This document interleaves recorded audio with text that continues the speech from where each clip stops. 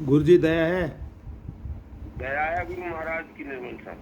जी साहब, आज 29 मई 2026 की रात्रि के 4 बजे से पूर्ण साहब द्वारा रचित बीजक पाठ का पाठ बीजक साहब द्वारा किया गया। तत्पश्चात उन्होंने सतगुरु कबीर साहब द्वारा रचित बीजक की साखी नंबर 314, 315 और 316 का टीका किया।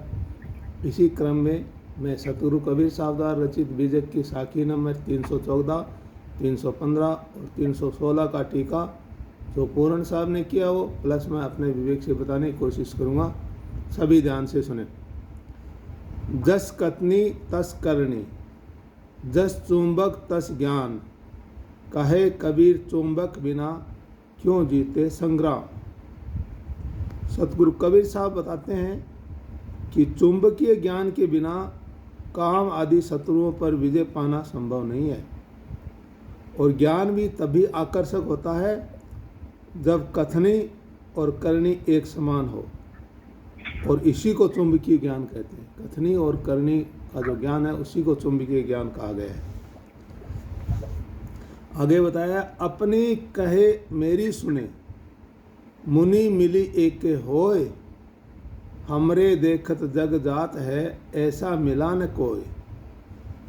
इसमें भी बताते हैं सतगुरु कबीर साहब की जो व्यक्ति को चाहिए कि वह अपनी बातें कहे और सतगुरु की बातें सुने और उन्हें सुनकर और आपस में तालमेल बनाकर एक हो जाए।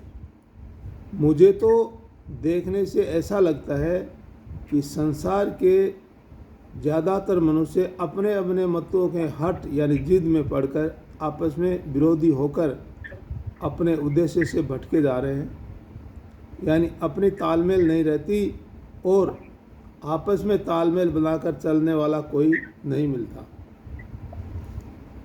आगे बताया, देश विदेश हो फिरा, गांव गांव की खोरी, ऐसा जियरा ना मिला, लेवे फटक पछोरी। इसमें सतगुरु कबीर साहब बताते हैं कि देश विदेश और गांव गली घूमकर फिरकर मैं थक गया हूँ, लेकिन मुझे ऐसा निष्पक्ष आग्रहहीन एवं निर्माण व्यक्ति नहीं मिला जो सारे दुराग्रह छोड़कर और सूप के समान फटक पछोड़ कर यानी साफ करके सत्य ज्ञान को स्वीकार करके और असत्य को भूसी की तरह उड़ा दे। आज की जो 3 साखी है इसमें सतगुरु कबीर साहब ने यही समझाने की कोशिश किया है कि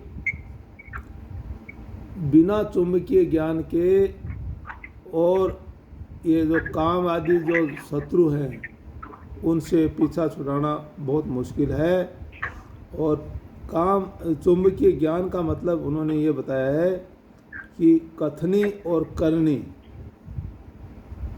जब एक हो जाती है तब जो ज्ञान मिलता है या जो वो ज्ञान है उसको चुंबकीय ज्ञान बताया।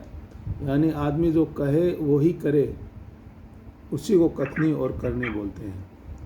और आगे बताया कि जो व्यक्ति अपनी बातें खुद भी कहे और सतगुरु की बातें भी सुने और दोनों में तालमेल मिला के और फिर चले, मतलब दोनों का संतुलन बने, खुद कहे और सतगुरु की बातें सुने, दोनों में तालमेल।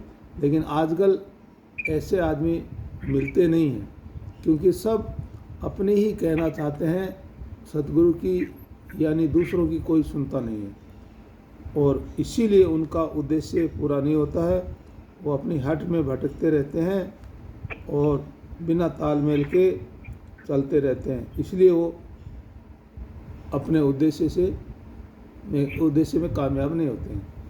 और आगे बताया कि सतगुरु कबीर साहब ने ये बताया कि मैं गांव-गांव गली गली देश विदेश सब जगह घूम के आ गया, लेकिन मुझे ऐसा कोई निष्पक्ष आग्रहहीन या निर्माण करने वाला व्यक्ति या शिष्य नहीं मिला जो दुराग्रह को छोड़ करके और सूप के समान फटक पछोड़ के साफ करके और सत्य ज्ञान को स्वीकार करे। ऐसा इंसान मेरे को नहीं मिला। सब के सब असत्य को लिए घूम रहे हैं, असत्य को भूसी की तरह उड़ा देने वाले कोई नहीं मिला मेरे को। ऐसा सतगुरु कबीर साहब ने आज की 3 साखी के अंदर समझाने की कोशिश किया है। जी गुरु जी।